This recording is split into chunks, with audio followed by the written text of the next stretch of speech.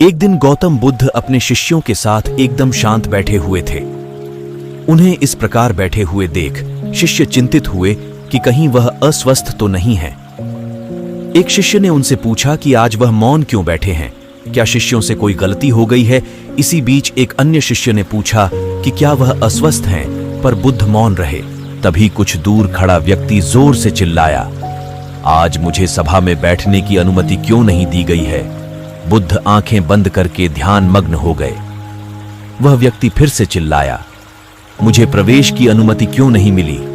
इसी बीच एक उदार शिष्य ने उसका पक्ष लेते हुए कहा कि उसे सभा में आने की अनुमति प्रदान की जाए।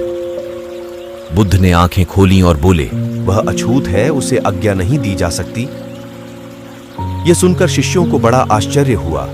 बुद्ध उनके मन का भाव समझ गए और बोले, हां, वह अछूत है।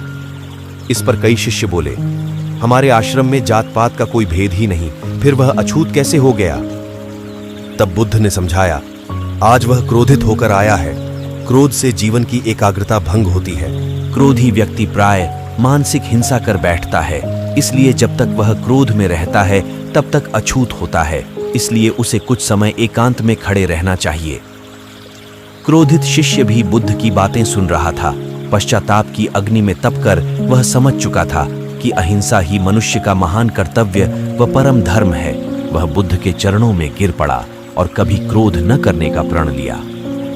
आशय यह है कि क्रोध के कारण व्यक्ति अनर्थ कर बैठता है और पश्चाताप उसे बाद में होता है, जिसका कोई लाभ नहीं मिलता। इसलिए हमें क्रोध नहीं करना चाहिए। असल मायने में क्रोधित व्यक्ति अछूत हो जाता है और उसे अकेला छोड़ देना चाहिए।